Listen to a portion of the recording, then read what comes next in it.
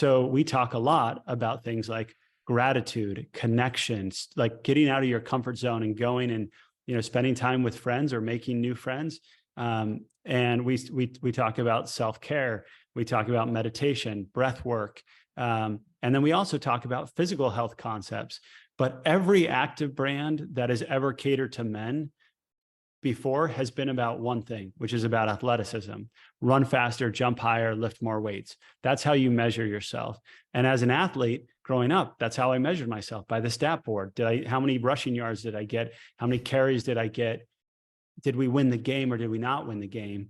And, then for me growing up and realizing I want to be a better father, I want to be a better husband, I want to be, a better person. I learned to value things differently. And athleticism and movement. I mean, you can see my office is a gym. I like working out. I like moving my body, but it's not the only thing in my life. And so I just think it's about training and teaching and providing great content to help motivate men to take better care of themselves. We're natural providers. We naturally want to protect and take care of everyone else. But when we neglect to take care of ourselves, we become unable to take care of others.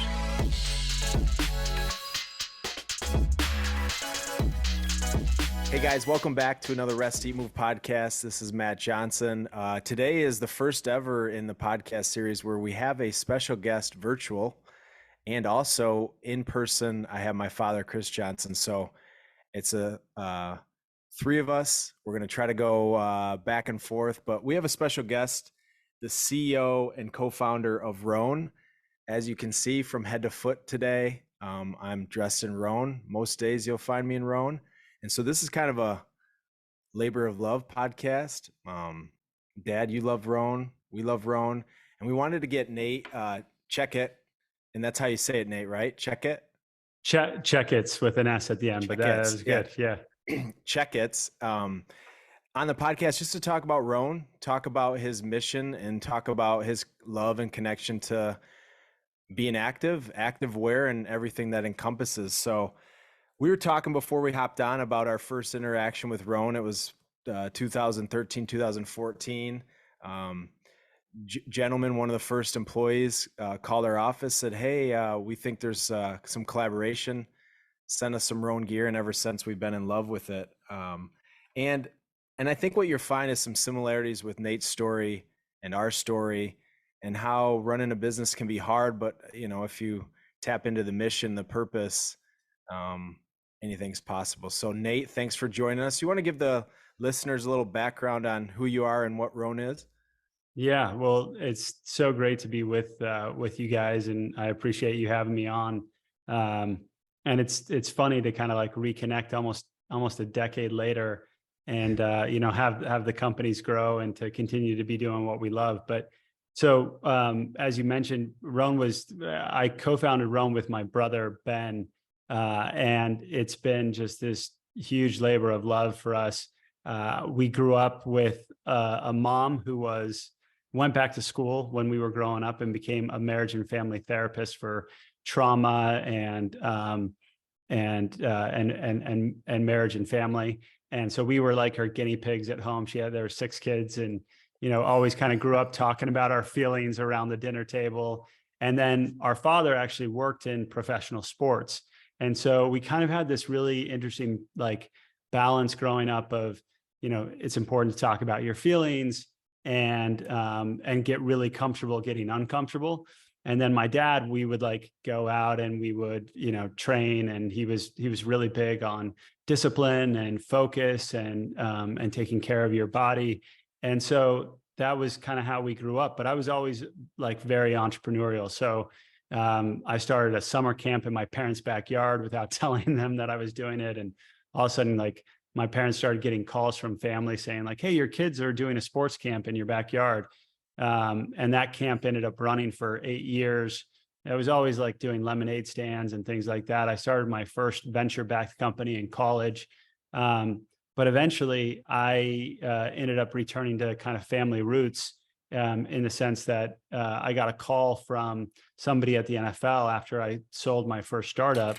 asking if I would come and consider a position there. So I went to the NFL after doing a lot of like entrepreneurial things. And I realized a couple of things really quickly. You can love something, but it might not be the right industry to work in. I love football. Football was my favorite sport, but I was miserable working in a corporate office setting. And that's when I decided I needed to do something more entrepreneurial, more kind of early stage growth.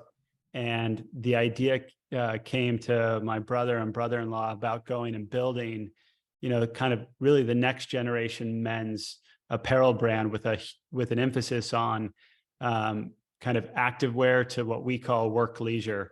And it's been an incredible journey. I wasn't admittedly really excited to go into the apparel world, even though I had grown up around a lot of brands. The thing that really sold it for me is I felt like there was an opportunity to focus on men's mental health.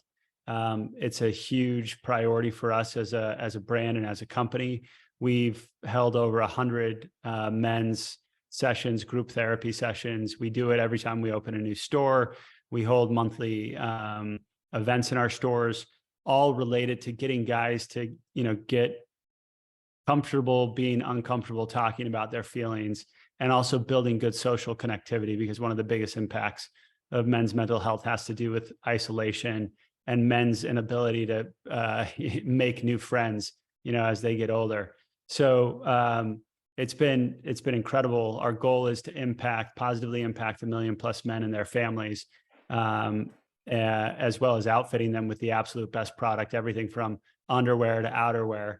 And we've had a good run thus far, but I still feel like we're early stages. So really excited about where we're going. So Nate, I'm going to jump in real quickly here. Take us back a little bit further. Your dad was the GM of the Utah Jazz at age 28. Is that correct? That's correct. Yeah, I was very young. I was barely born. I think I was 2.5 when he got that job, but he's the youngest general manager in NBA history. And that was the era of Karl Malone and David Stockton. Was that about the same time? John Stockton. John Stockton. Yeah, John Stockton. Sorry. So he went there in 84 before the draft, and that year I think they drafted John Stockton, and the next year they drafted Karl Malone. So he was there for both of those draft picks, and then of course the team was great with great coaching. But when he joined the club, they were $10 million in debt, and the team was considering moving out of state.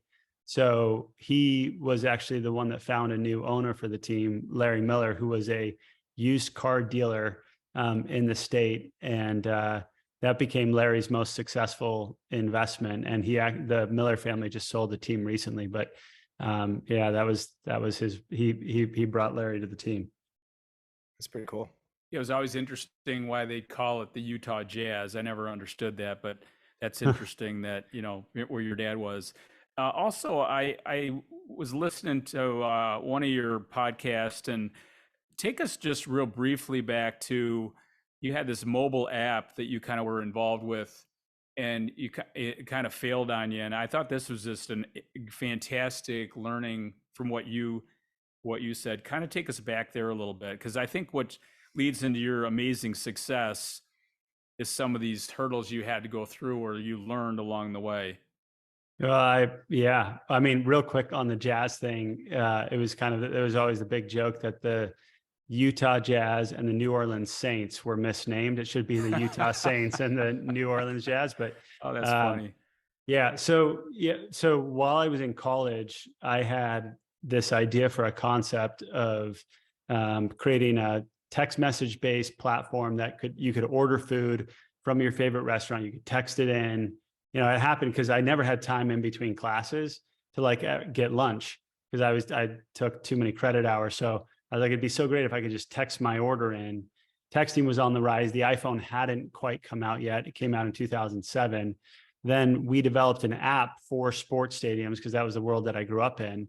And it was the hardest thing I had ever done, to build a team. I turned down an offer to go work back in New York City with a management consulting firm that I was excited about. My parents thought I was absolutely crazy, told me I was making a really bad decision.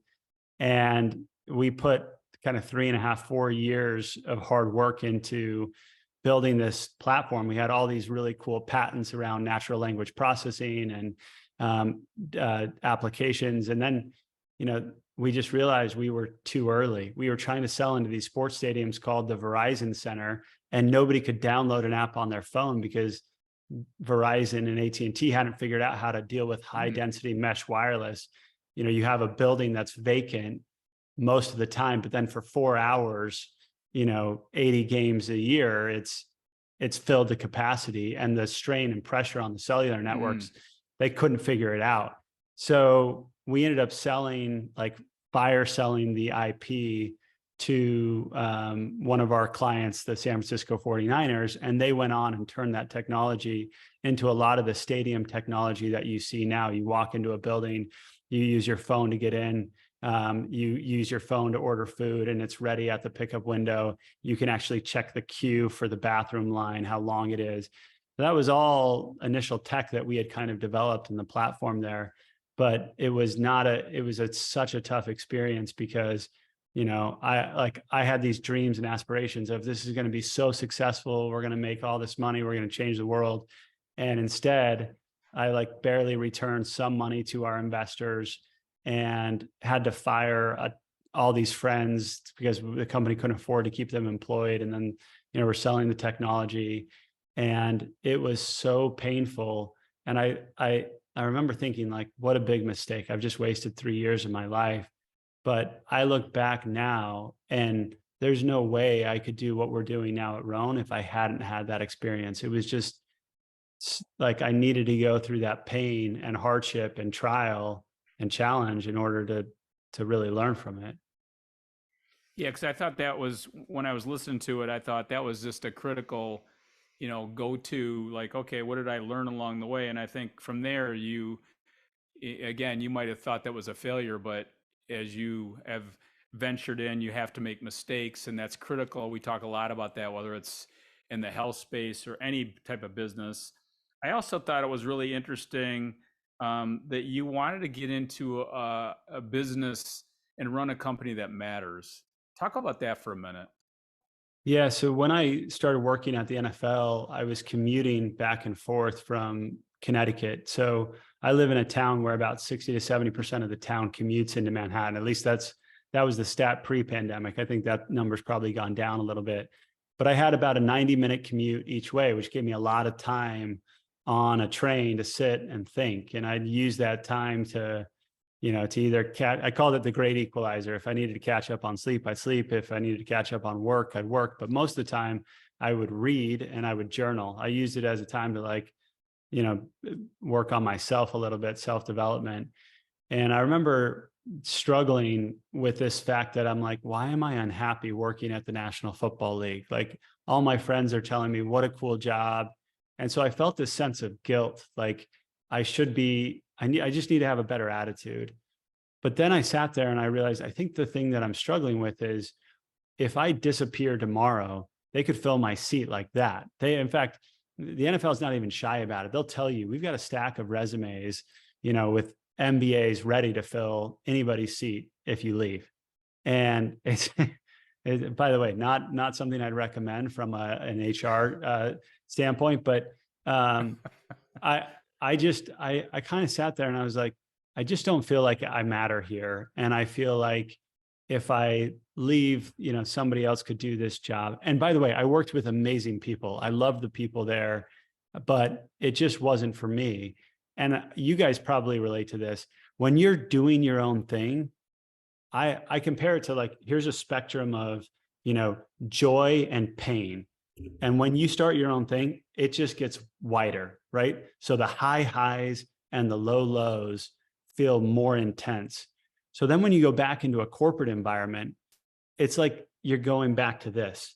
And anything good that happens doesn't feel that good. And anything bad that happens doesn't feel that bad. And I just felt like I was numb.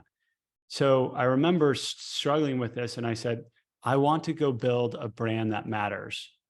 And for me, that didn't mean I was going to go cure cancer, because I didn't have the ability to do that. But I did know that whatever I did next needed to be more than just a company that sold product, right? And so that's why, and my eyes and ears started to be open to every opportunity. And that's why when this whole idea of starting a men's clothing brand, I was like, no, the world doesn't need another clothing brand. But truthfully, when I considered what was happening in the world, and reading a lot of articles, I have 3 sons, reading a lot of articles about what it was like to raise boys in this environment. Um, I started to really believe that we could build a brand that could have a positive impact on the way men move, work, sweat, and think. And you know, it's ambitious, but that's what we've tried to do. So Nate, when you launched Rhone and you launched it with your brother, and it sounds like another co-founder, um, you got to build a great fashion activewear brand first, probably before you can start to have the impact on the mental. How do you map that out in your head for the vision of the company? Yeah, it's tough, right? Like I think I think the brand stuff matters, but truthfully, nobody's going to care about that if your product is inferior. So we would always remind ourselves, we can be speaking into a megaphone as loud as we want about mental health, but if there's no size to the megaphone, then it's not reaching anyone. And so you have to prioritize building a commercial business, because what that does is it gives you a platform. I mean, Patagonia is a perfect example of this. They've done such an amazing job of standing for, kind of the planet and taking key positions on political issues. But that only matters because it's Patagonia and they've got real size. Now, they've been consistent from the beginning, but nobody cared about them the first 10 years of their business when nobody knew who they were. So we do think about that a lot of, we've got to make high quality, we've got to make the best product in the market, because we're going against giants of industry our revenue is a rounding error to their marketing budget. And the only way we're going to win is by making better product and for, standing for something. No, I love that. I think I use the word fashion. That was one of my other questions. Do you consider your company in fashion? What do you It's think of that funny you word? it's funny you say that, because I've told our team that fashion is a 4-letter word for me. And the reason why I say that is because um, it I think for our customer, we've obviously got to um, we've got to lead them in the right way. We've got to make product that's well designed and really functional. I mean, the whole idea of naming the company Rhone comes from the Rhone Glacier in Switzerland and the Rhone River. And it's a beautiful part of the world. But it was also, the Rhone River was a functional trade route. So we wanted to build something that was both like aesthetically pleasing, but also very functional. But to me, fashion is trend, it's short term. I don't like things like that. I like things that are enduring. And don't get me wrong, like we've got an amazing design team. They're always looking at, the right color trends, trying to think about what the right prints and patterns are. But in general, I don't want to win somebody simply because it's got a nice aesthetic to it. It's got to be really, really well made and, made to endure, because, designers come and go, but great brands and great products last. So I just think I have like an adverse reaction to the word fashion, but it'd probably be unfair to say that we don't engage with that a little bit. No, that's why as a follower of your company for 10 years, probably a lot of people, friends, family didn't think you'd be around in 10 years with all the competition in the Yeah, space. my family included. Yeah, I mean, and that's one of my next questions. As we're a family-run business, you were co-founded with your brother. What's the element there? What's the dynamic there? And how do you, as a fellow entrepreneur, what do you recommend working with family? Yeah, I mean, I obviously there's no there's no one size fits all. Like for some, it works really well, and for others, it doesn't. For us, it's been a dream. Like it's been such a beautiful thing because I remember somebody showed me a chart of your life in weeks, right? And there's this, I think the guy's name is Tim Urban that initially created this concept. And he basically said something along the lines of, by the time you turn 18 and leave the house, presumably for college, you may have spent, only call it 30 to 40% of your lifespan, maybe far less than that, 20% of your lifespan with your family, but you spent 80% of the time with your parents because now you're going to see them a couple of times a year instead of every day.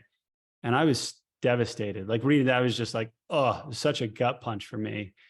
And I thought about, well, that's probably the case with my siblings too. I get to see my brother every single day now. We work together. We're super close. I actually brought my dad into the business recently, and I talk to him multiple times a week. We have a standing breakfast. He's my mentor, and I just think when you can combine the things that you love with the things that you're already spending time with, and you go in with the right foundation. I tell new hires when we bring people in for new hire training, I'll be like, yep, we run this company together and we're like yin and yang. He's super creative. He runs our product and marketing team. I run, the finance, sales, operations of the business. And we respect each other, strengths.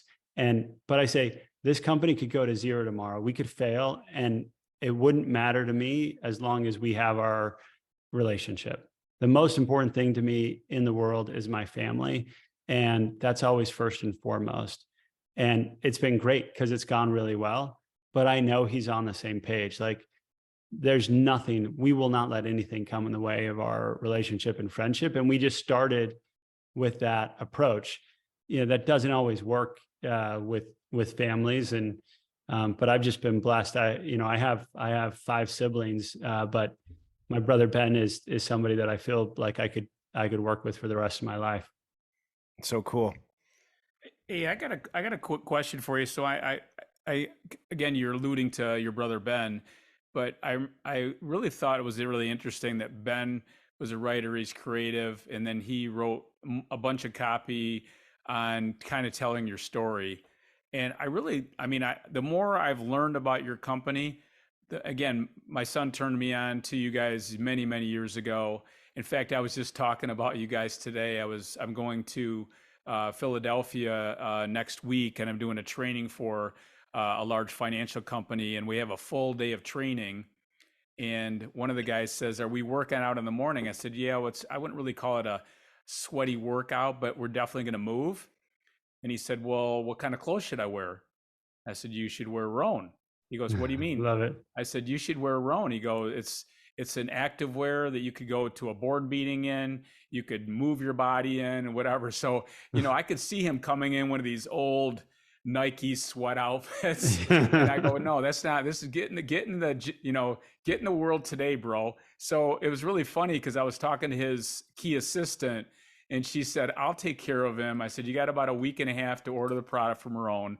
But it was really funny today because as you start talking about your company, I mean, it's a lifestyle, it's an active wear, it's wellness, it's all for men. But again, and I loved what you were talking about earlier, like, back in the day, my wife would love to go shopping.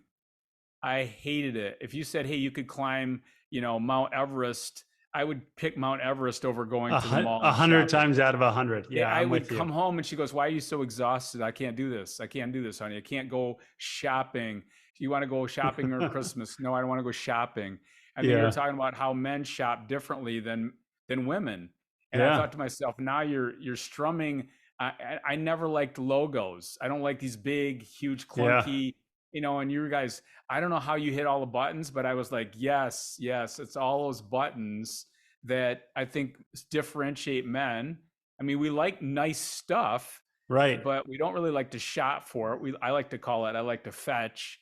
I'm very I'm very loyal. Once I get something I like, I keep buying the same stuff. So my closet looks completely different, as you talk a lot about.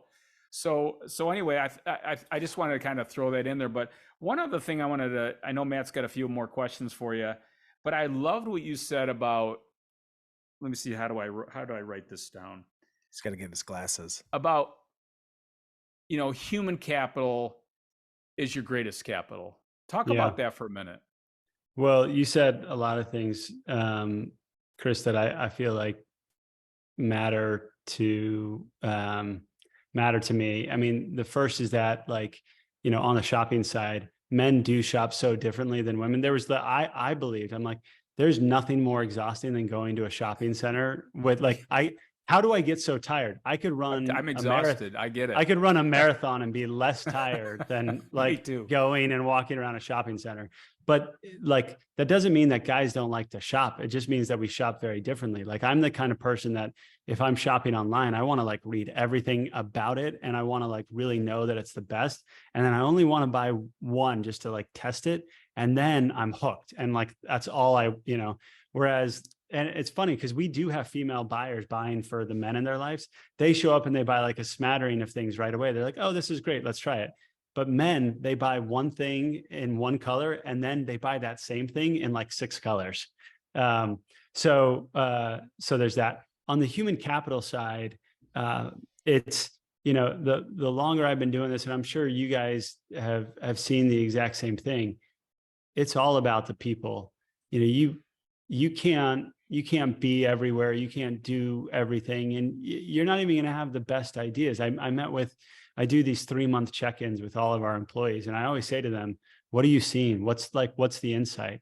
And they have awesome ideas because they're just so close to the customer. And it's hard, but I think building and thinking of your people as your biggest investment is critical to yield the best results. And the hard thing for me was learning, I don't know how you guys have felt about this, but each stage is so different, right? Like, getting off the ground, it takes a certain skill set, and then scaling and growing and operating. And I'm so proud of the fact that we've had a number of people who have been here for a long time and they've grown with the business and they've evolved with the business. And then we've had some people who are like, you know what, I like the early stage, or like there were people, we're getting resumes now from people who wouldn't have even considered working with us 5 years ago because we just weren't big enough. So it's a balance, but I think it just depends on how you prioritize it. Like, we joked about HR stuff earlier. We don't have a head of HR. We have a head of people and culture. And we use that title intentionally because I want, we have like 150 people now in our company. And I always remind myself that's 150 families that depend on us, whose livelihoods, whose mortgages, rent payments, grocery bills, car payments, like they depend on this company to succeed. I feel a huge weight to make sure that the company's delivering, and it's a good place where they're going to be spending a significant portion of their livelihood. And we don't always get it right, but I'm not going to give up on prioritizing that. Well, like we said, this is the first time we've done the three people, and I got a lot of questions, but we'll try to keep it condensed to a couple more here. But as you talk about mental health, and I think one of your slogans is M, and then with parentheses, health, men's health, but mental health at the same time.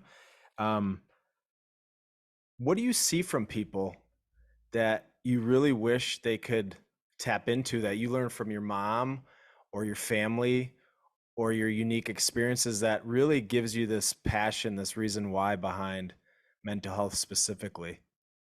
Yeah, it's a couple of things. I mean, and the first thing is that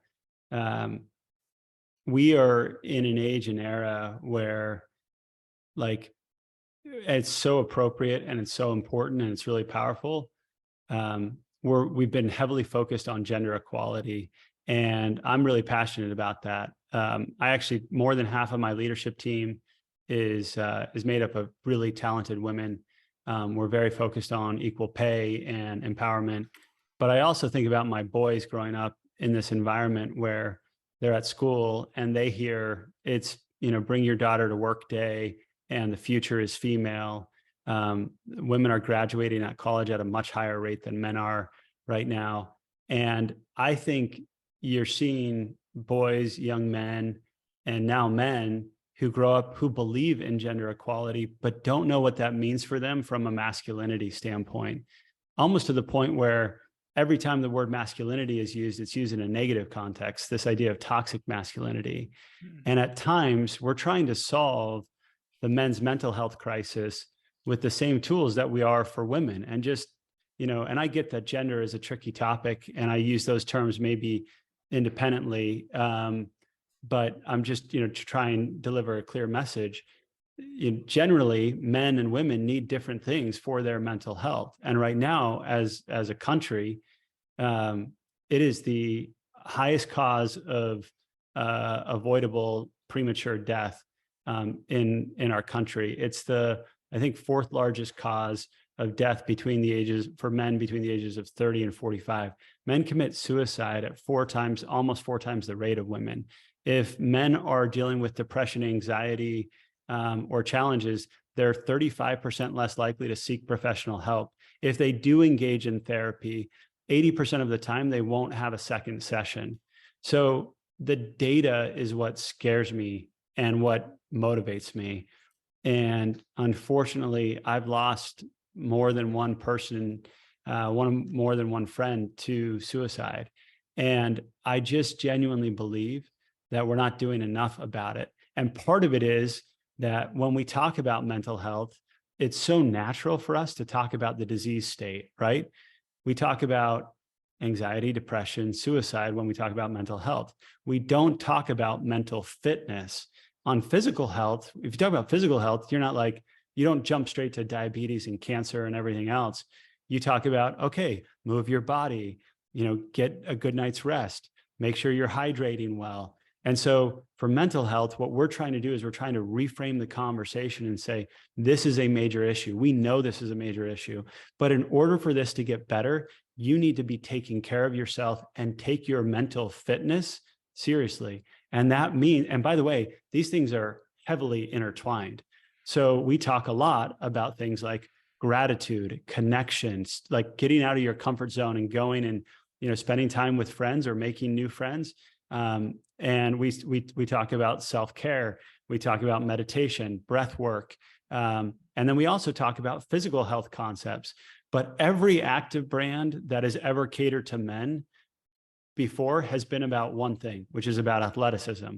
Run faster, jump higher, lift more weights. That's how you measure yourself.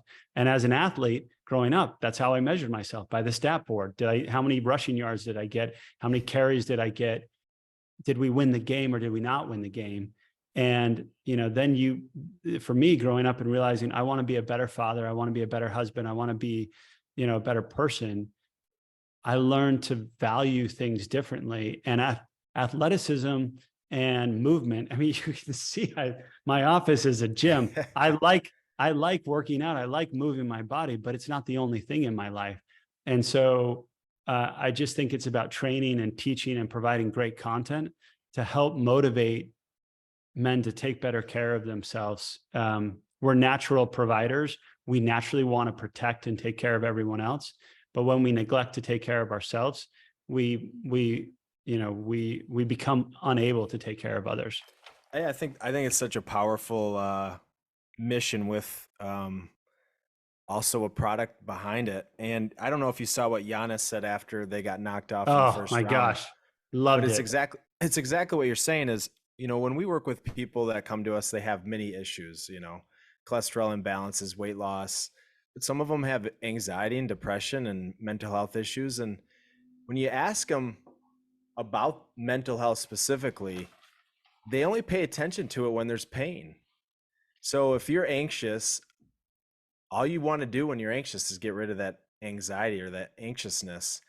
But I tell them, what have you been doing for the other 58 hours in between? And I think that's what you're getting at is it's a routine. It's a fitness, just like it would be where if you're trying to lose weight, you're not going to do it one time when you're overweight. And if it goes back to the weight you want, you're going to stop. It doesn't work that way. So I think what you're after and what Giannis said is they were questioning if it was a failure his season, and Failure. he just Yeah. said, No season's a failure. You're going to learn from it, get better. And if it was a failure, the 9 times before Jordan won a championship, was he a failure? So Yeah. that's I thought really powerful, specifically in this space where I think we're going after equality, but I think you got a good point that there potentially is a missing population that also needs to take care of themselves too. Yeah, and I mean, I loved what Giannis said. I thought it was so powerful, and he's such a great example of somebody who really tries to live a full life. But part of it is for me, like, I tried when I've had times where I've been down and my mental fitness hasn't been where it needs to be. I've tried to just be still, be calm, meditate, and that wasn't enough for me. One of the missing elements that I do think is more critical for men than it might be for women is it. I really value doing hard things. So I started to become obsessed with ice baths. And I laugh that it's become such a big trend, but it's like, for me, it was powerful. Intentionally choosing to do something hard, like, going and running a long distance and then jumping in an ice bath. Like, I feel better mentally when I do those things. I like pushing myself.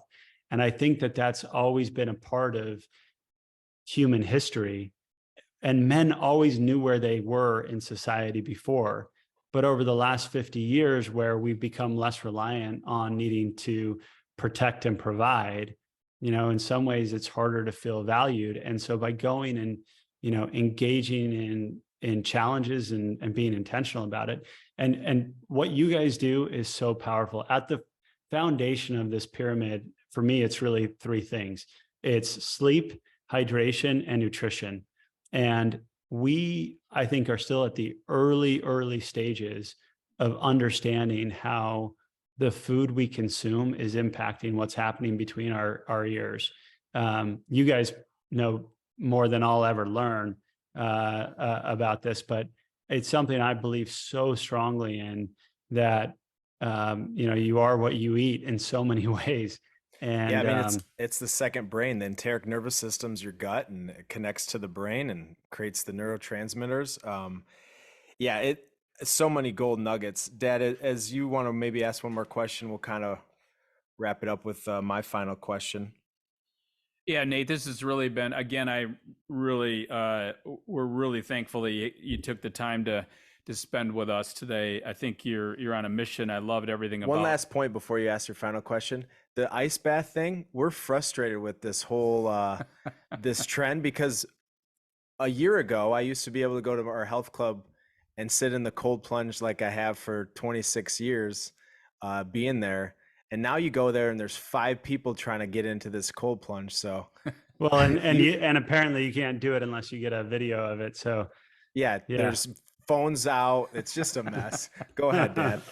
No, so again, I just was just sharing. I really like your whole vision and your company, and you guys. I mean, obviously, you guys are making a huge difference, and the more people are going to know about Rhone as time Thank goes you. on, that's for sure. Definitely from our end, we're promoting the heck out of it all the time.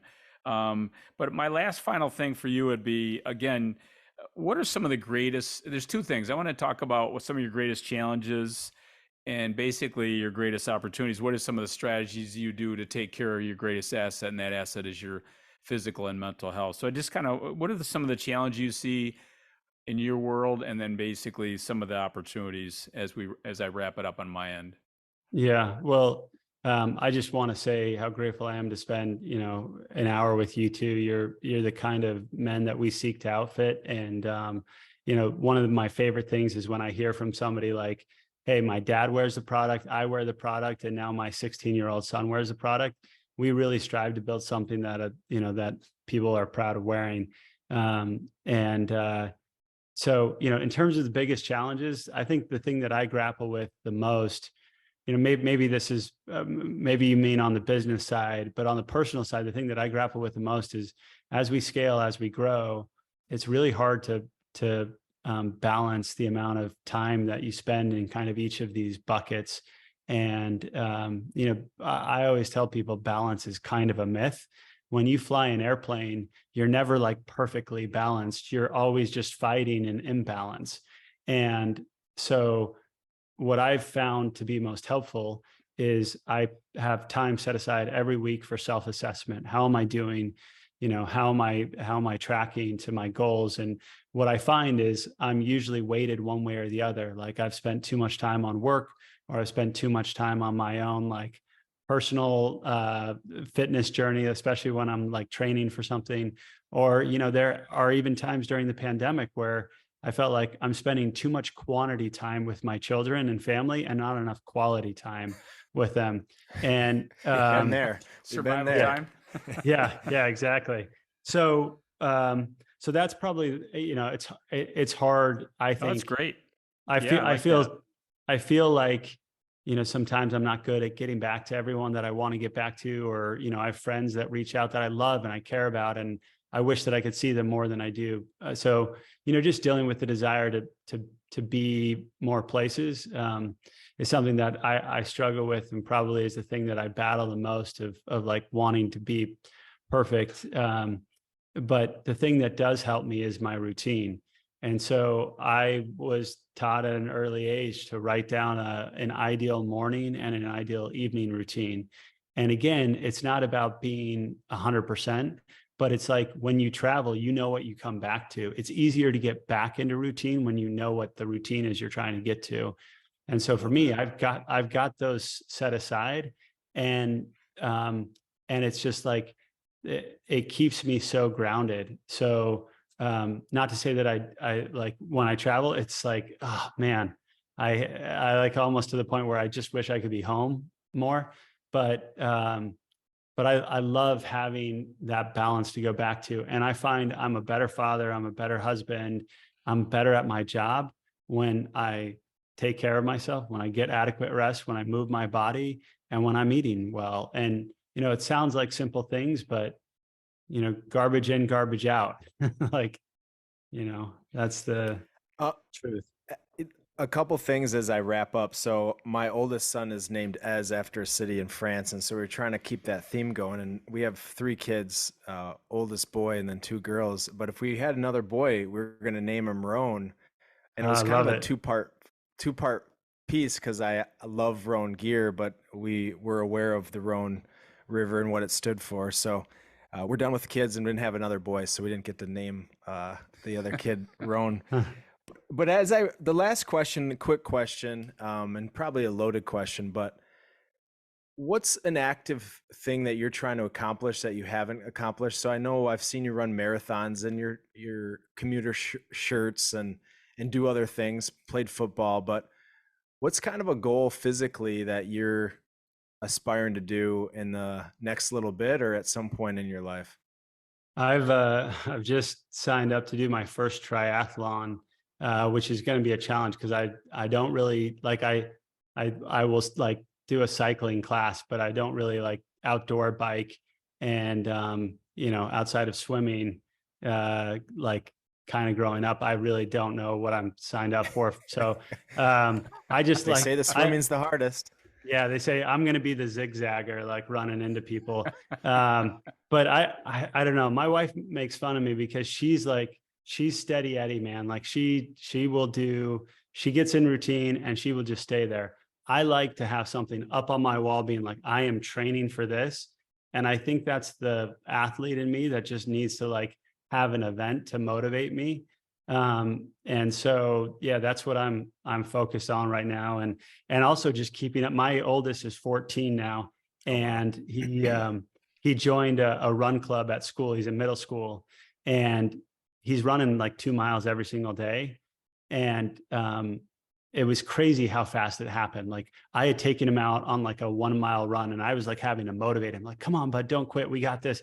And then like 6 months later, he was like, "Oh, Dad, I'll come out on a run with you." And after mile one, we were going to run 2 miles. I was like, "Buddy, you got to slow down. I'm going to die." I mean, he's running like 6 minute flat pace, and I can't keep up with him anymore. So I want to be able to keep up with I've got three boys, as I mentioned before, and I love Sweet. that you were considering naming your son Rhone, but yeah, like I just want to be able to keep up with them. And I like my biggest goal is to be able to stay healthy, to see my hopeful grandkids graduate from high school is kind of what I've thought about. So Well, you remotivated me. The audience has heard me say this for many years, trying to break a 5-minute mile. It's been getting harder and harder, but tell your son I'm trying to keep up with him. Right now, I'm not in the best running shape, but I'm still trying. So as we wrap this up, I think the biggest takeaway for me is one, Rhone's an amazing brand and it thank you. has awesome products. And I think the positive masculinity is something that needs to be shared more. And I think what you stand for is something we both agree in. It's not about, one or the other, just about making sure that everybody's taking care of their greatest asset, which is themselves first and foremost, so that they can give to others. So check out Rhone Gear. 150 employees. Nate and his brother and the team are doing amazing things. I know you have a couple brick and mortar locations. Where are those at?